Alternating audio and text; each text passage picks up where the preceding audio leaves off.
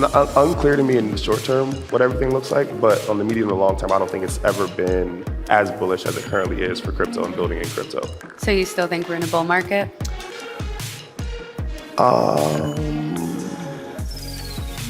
For today's podcast, we are sharing a fireside conversation I did with Zion Thomas, aka Ansem, who's a well-known CT figure, amateur boxer, and co-founder of Bullpen.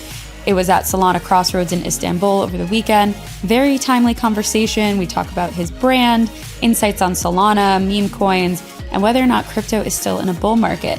Thought it was a fun conversation, so I wanted to share it with you all. Hope you all enjoy.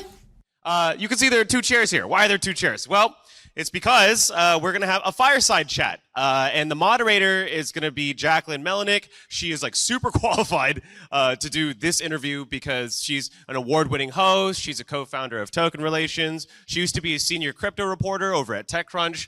And who is she going to be interviewing? Well, when I asked this gentleman, okay, how would you describe yourself? He goes, I'm an investor, I'm a trader, and I'm a tweeter. And most of you guys would actually know his tweets because he has over 700,000 followers, which is absolutely insane. And not that that exactly matters, but his voice carries weight, is my point. Not only that, but he's also a co-founder of Bullpen. Bullpen turns trading into a multiplayer experience. So you can kind of think of it as a social layer for your trading, right? So without further ado, I'd like to welcome to the stage Jacquelyn and Ansem!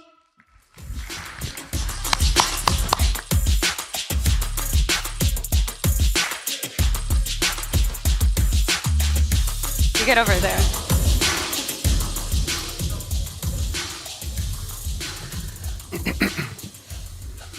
Wow.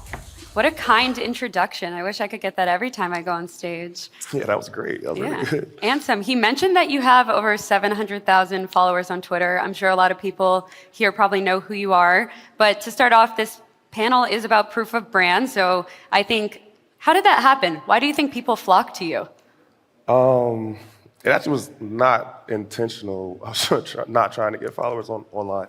But I think the way that it happened, I was just sharing a lot of information that people related to. So I had like 3,000 followers in 2020, but I've been on crypto Twitter since like 2017. And I was always interacting with people, sharing charts, sharing ideas, going back and forth in the group chats with a ton of crypto heads.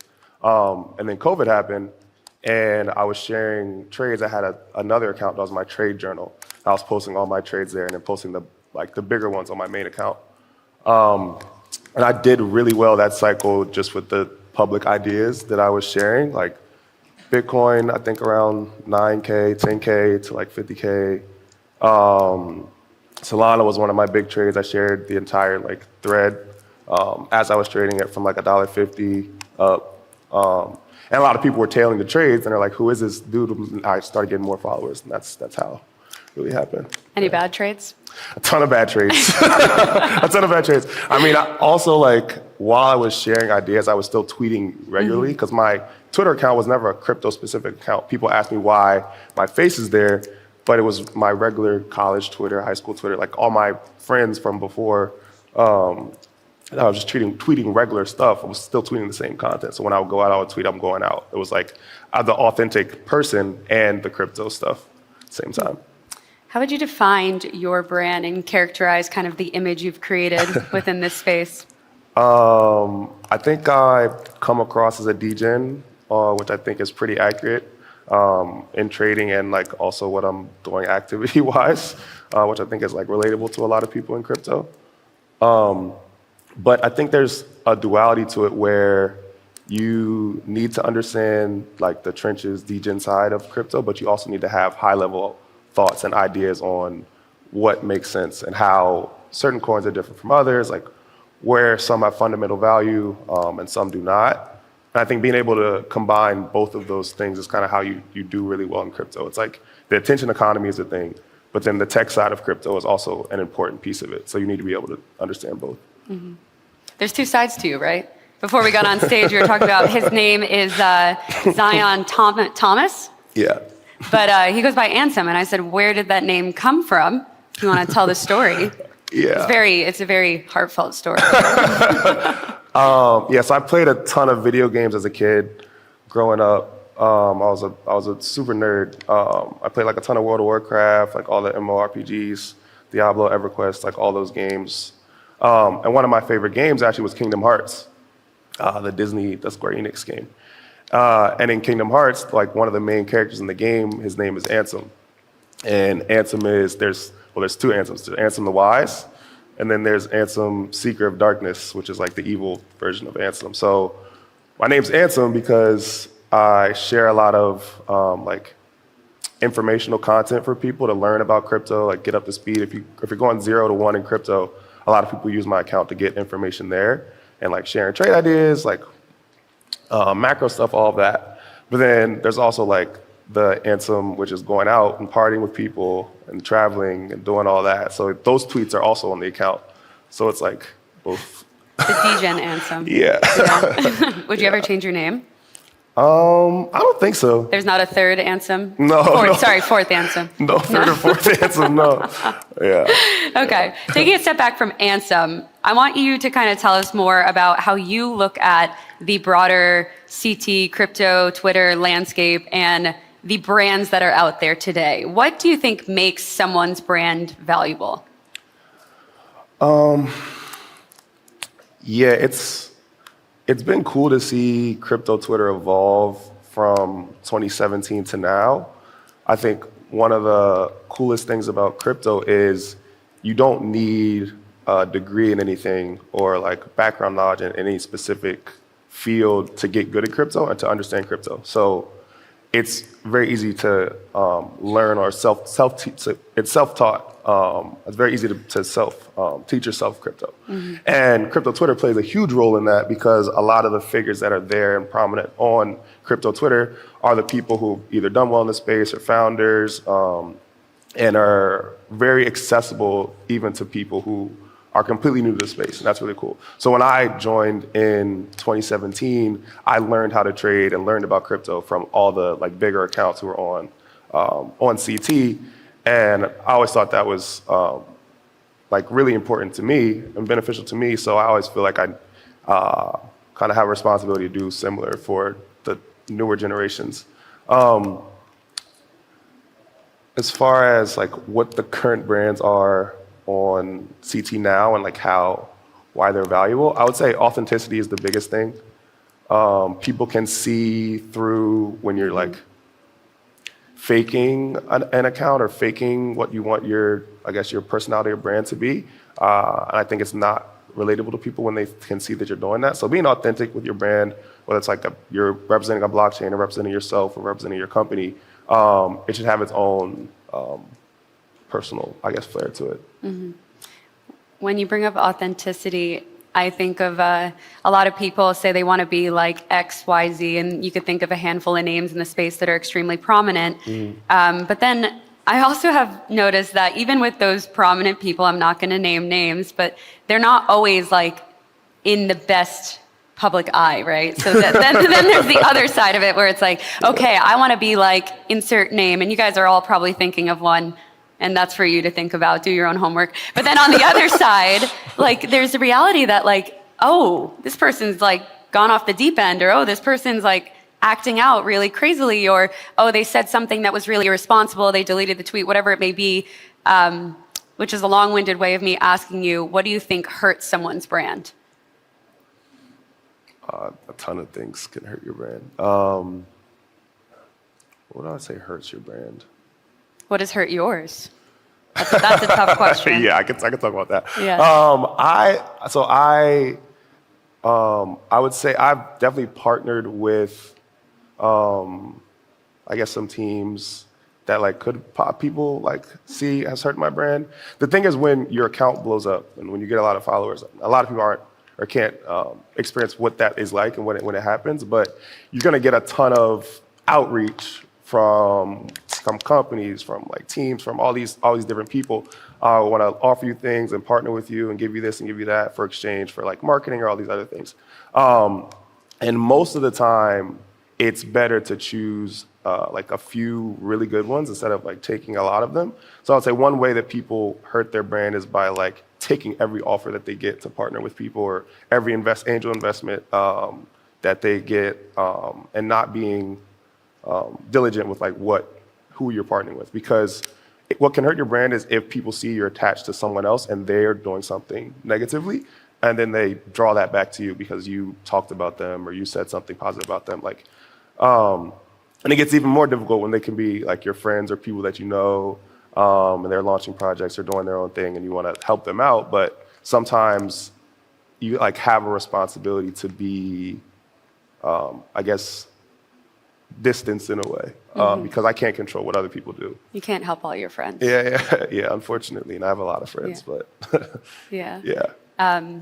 That kind of reminded me of the term KOL, key opinion leaders, which I'm not a big fan of that term. I think it has warranted some unsavory behavior within the space, kind of to the point that you just talked about. Yeah.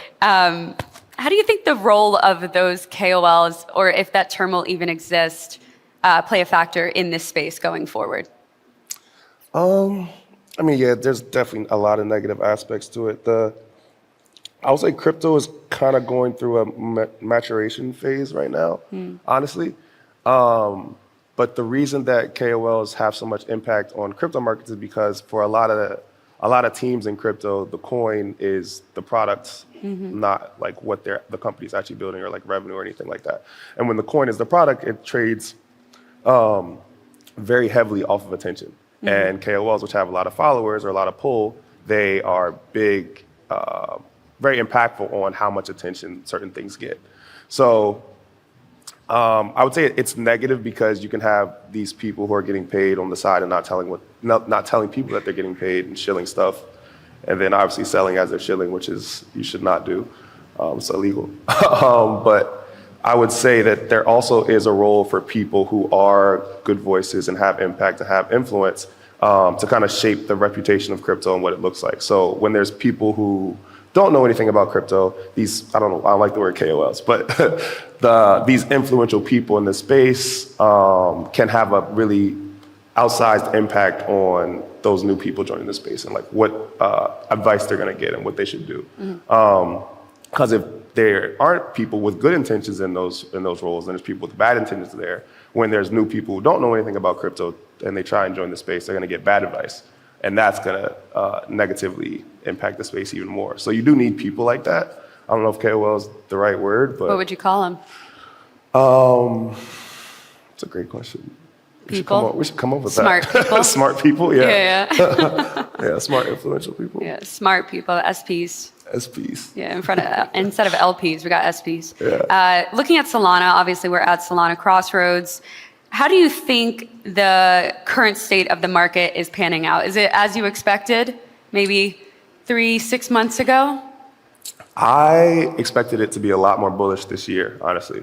I thought that Trump presidency and like the shift from a very negative admin on crypto regulation to a positive one, with like also the Bitcoin strategic reserve and all of those things that they talked about during their campaign. I honestly thought it was going to be a lot more bullish for crypto than it has been. And I think the expectations were just too high going into January. And then also we got the tariff stuff happen, a lot of macro economy stuff has impacted crypto in a way because we're tied to all of that now, like a lot. As crypto matures, we're going to be a lot more tied to stocks and macro. I would say right now it's not unclear to me in the short term what everything looks like, but on the medium and long term, I don't think it's ever been as bullish as it currently is for crypto and building in crypto. I think the shift is very apparent regulation-wise, and then just like attention and the amount of smart people looking into this space now, I think is markedly different than it has been previous cycles. So yeah, but there's a lot of stuff going on right now that impacts markets. So Right. yeah. So you still think we're in a bull market? How do we define a bull market? You what? How do we define a bull market? I don't know. How do you define a bull market? You've been in this space for a while. I wouldn't call it a bull market right now, no. I would call it a bull market for Bitcoin. I wouldn't call it a bull market for altcoins. But you think it'll come back? Yeah, for sure. Like soon? Remember trying to move your assets between chains, watching the minutes tick by, wondering if your transaction would make it? Yeah, we've all been there. But here's the thing. While other bridges feel like taking the scenic route, Across is your express lane. Base, Arbitrum, Optimism, boom, boom, boom. Your assets move between them faster than you could say cross-chain. Across isn't just another bridge. When Uniswap needed the fastest, most reliable way to move assets cross-chain, they chose Across. Now, millions of Uniswap users are swapping between chains without even thinking about it, because that's how it should be. Whether you're moving assets yourself or building the next big thing in crypto, Across makes cross-chain feel like the same chain. No more scenic routes, no more complexity, just 2-second transfers between chains.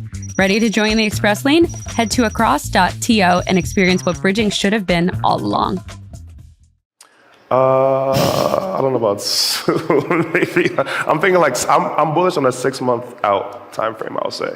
But it's also dependent on a lot of things can happen that could shift my opinion on that pretty quickly. So, but yeah. That's all right. Fair enough. You also co-founded Bullpen, which is, as they mentioned, a social trading app focused on, quote, making trading multiplayer. And it uses catching Solana tokens before they get popular, correct? Yep. With the current meme coin landscape, or perhaps like the death of it at the moment, how does Bullpen want to revive that mania, that meme coin mania, and play a role in that? Yeah, at Bullpen, we want to make it easy for anybody to trade the most popular things in crypto, whether that's like social, or that's like meme coins on Solana, altcoins on Solana, perps trading. We actually just enabled perps trading on Hyperliquid as well. But really, our focus is making it easier for people to discover what's popular, whether that be through like groups or from calls from other people or like interacting with their friends, and also having the interface allow people to do that very quickly. So I think crypto is cool because it's a very social game. I think of crypto kind of like as its own MMO RPG. It's like its own game. And the discovery aspect of finding out what's popular and doing research is a big part of that. So if you're able to tap that social layer in the right way, it can be really beneficial for new traders specifically. Mm-hmm. Yeah, I think in some ways, like branding and virality falls into a token's popularity, and obviously the name meme coin falls into that category too. Mm-hmm. When you're kind of assessing what to buy, or even in like Bullpen's case, like what makes a token popular enough to be presented on the platform, right? Like what makes a good token, essentially? I would say there's 2 types of tokens in crypto. There are tokens that trade purely on attention, and those are meme coins. And finding out which good meme coins are is really an attention game, figuring out like how viral something is going to go, how relatable it is to people external to crypto, and like the specific meme and how good of a meme it is, like how funny you think it is. But for meme coins specifically, what's really important early on is like the supply concentration. So if you have good distribution among a lot of people that are all like cult-like formation and invested in getting as much attention on as possible, that's good for the coin early. But if you have concentrated supply in like 1 or 2 groups of people, it's obviously net negative. You're never gonna like get past a very high ceiling. And the other kinds of tokens in crypto are ones that trade off of like their technical fundamentals. And that's stuff like Solana, apps that are like really making their own revenue, like Hyperliquid. And that's more of a thesis around like the fundamental aspects of the coin, how it compares to its competitors, place in the market, how they're building, how they're shipping. And then like the attention is just like a supercharger for those coins. Yeah, it's 2 different like markets really. Mm-hmm. Yeah, in terms of these altcoins or like L1s, L2s, utility tokens, as I call them, where they actually have like a blockchain behind them, perhaps, not just like a meme or something. Yeah. A network could be like constantly shipping, as you just said, and doing all these updates and everything, but maybe the price still doesn't rise, right? So like what makes a good token to you? And then on the other side, it's what makes these utility tokens actually successful? especially in this cycle? Because I feel like, it's not the same as last cycle. Yeah, I'll say Solana is a really good example of this, as in late 2021 and 2022, Solana had a ton of problems with congestion, like spam on the network. And they actually had to implement a ton of specific network changes in 2022 to make it more usable for people and like improve the UX. So the best trades in crypto typically come when there is a gap in knowledge between the perceived fundamental value or fundamental like technical value of some of these coins and what it actually is, and then the market realizing that and then that, like betting on the attention shifting in that direction. For Solana specifically, it was like even in 2023, a lot of people were writing it off as dead because they hadn't done their research on knowing that what had actually happened behind the scenes for the builders on the chain, and not doing their research with like all the like Solana goes up, Ethereum goes down, down. I feel like I've said so many negative things about Ethereum. I don't want to say too many more negative things about Ethereum. Ethereum was just in a sense, it's just they're in a transition period right now where you're going to need proof of concept of these rollups doing better than, they need to have better performance than Solana currently does. And a lot of these rollups currently don't have that. So we'll see like when Mega ETH and a few other these rollups come out, what happens there. But you need that it to happen in prod first, I would say. Do you think there's ever such thing as too many tokens, or like meme coins, there's content coins, there's altcoins, there's shit coins? You tweeted there's house coins. I don't even know what that is. I don't even know if that was serious, but is there ever a line that's going to be crossed where you're like, it's disgusting, there's too many tokens, or like that's just the product of the market?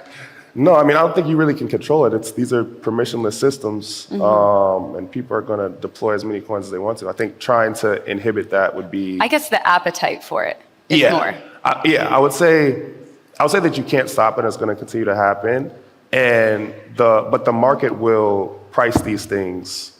The market will price these things effectively. So if there's too many tokens in the market, you're going to see that fragmentation affect the prices of all the different tokens. And I think you saw it with like a lot of the different rollups. Like there's a lot of the L2, like the tokens for the L2s are down a lot.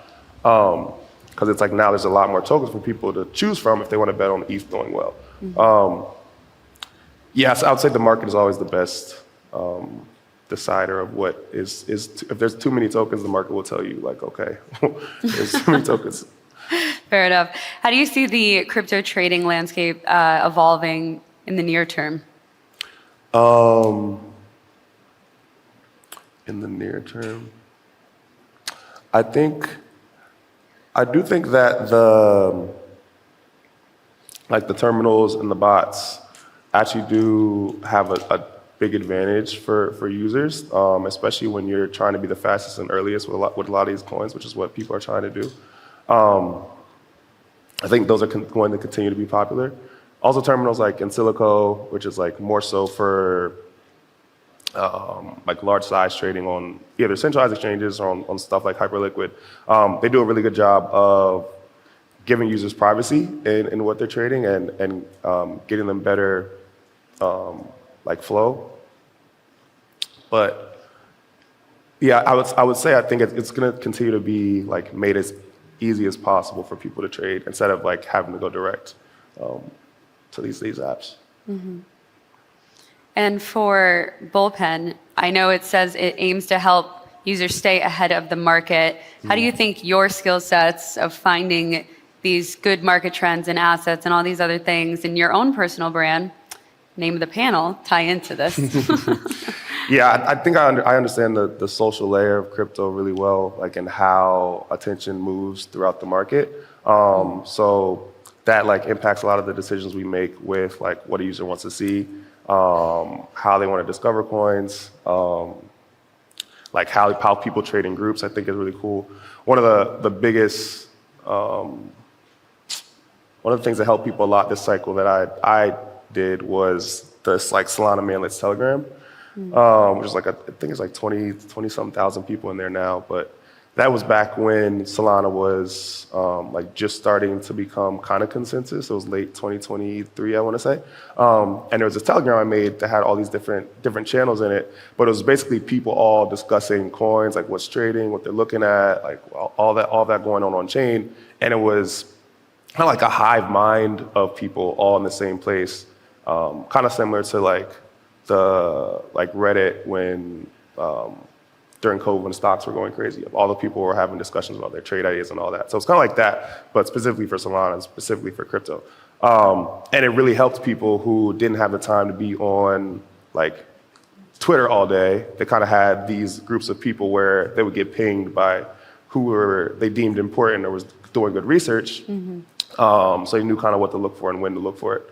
So I think having like dedicated group of people instead of just trading on your own is really important in crypto, especially because it's just daunting as an outsider trying to get up to speed on all the information. So that helps people a lot. But it informs generally how I think about things at Bullpen. I also remember during probably the last 12 months or so, like a lot of people flocked to you for, I guess, market predictions maybe on Solana, dog with hat, other categories like that. Do you ever feel like a weird responsibility or like you're kind of like the leader of the pack? Yeah, sometimes. Sometimes for sure. How do you manage that? I would say I try to be as transparent as possible with how I'm thinking about things, and like if my opinion changes on like positions that I have or like coins that I'm holding, I try and be transparent in that way. Like Solana, I was super bullish on from like 2023 on, and it was like around $15, $20. I was trading there for a long time, and I was basically hammering it super hard that like if crypto ever comes back, I think Solana is going to be one of the coins that does really well, and it did end up doing well. But like a lot of the price targets I had for Solana was either like $1,000 or like like 0.1 on the Sol ETH pair. And I had those targets basically throughout the entire 2024. But I ended up selling before that. So like when I pivoted to being bearish on Sol, I think it was around like 260 or whatever. So when I sold like a lot of it. Like the top? Yeah, pretty close to the top. I got pretty lucky. But there were a lot of people who were mad. Like you said, it was going to go to 1,000 and it's not at 1,000. Why are you selling? But the thing with trading is you have to be able to flip-flop your bias really quickly depending on new information that you get. And I think a lot of people who aren't professional traders, who don't do this full time, that's kind of foreign to them. So they say like, oh, but you said this before, and now it's only 4 hours later and now you're saying this. But my position could be different than it was 4 hours before. So that's the hardest thing with sharing ideas in public is like you're always gonna have people who are like thinking you're misleading them or like trying to scam them when like your position just can change so frequently. I'll say that's the hardest thing. Mm-hmm. There's also, I've got to ask you this, the dog with hat sphere. Where is it? Not on the sphere. We're not getting the sphere? No, we refunded or have been refunding people. Oh. So yeah. People are getting refunded? Yeah. Okay, yeah. Nice. Yeah. So it's not happening? No. Damn. Rest in peace, dog with hat. Oh, man. Okay, to wrap things up, Ansem, what would you like to be known for? We talked with, like, in the beginning, what your brand is and how you characterize yourself, but maybe looking back when you're older, after all this, like, crazy crypto waves have happened, how would you like to be remembered in this space? That's a great question. I think what I want to be known for is I think crypto is going to impact the world in a really meaningful way. And there's going to be a period where I think people who currently aren't on chain end up doing a lot more of their daily activities on chain. Whether they're aware of that or not, I think is kind of the job of the builders in crypto. But I want to be one of the people who kind of was part of that transitional period for all these new people joining crypto. That's what I want to be kind of, I guess, remembered or recognized for, is like one of the people who had a good voice in crypto and generally good impact on what the space looks like and what it is perceived as, and then just like helping onboard people. Lastly, can you leave the audience with a piece of advice, something that you've carried with you throughout your time in this space? Piece of advice, I would say, regardless of if market is up or down, to never stop doing research on like what's new in crypto. All the best trades that I've had in crypto are from ideas that were not consensus at the time, but ended up being right later on. So if you're able to find these non-consensus trades early, that's how you make a ton of money in crypto. It's also where, if you want to build in crypto, you're able to find which direction you should be focusing on. So I'll say never stop researching and work in groups. Amazing. Ansem, thank you so much. And thank you to everyone else for listening in. Oh, thank you. Cheers. Thank you.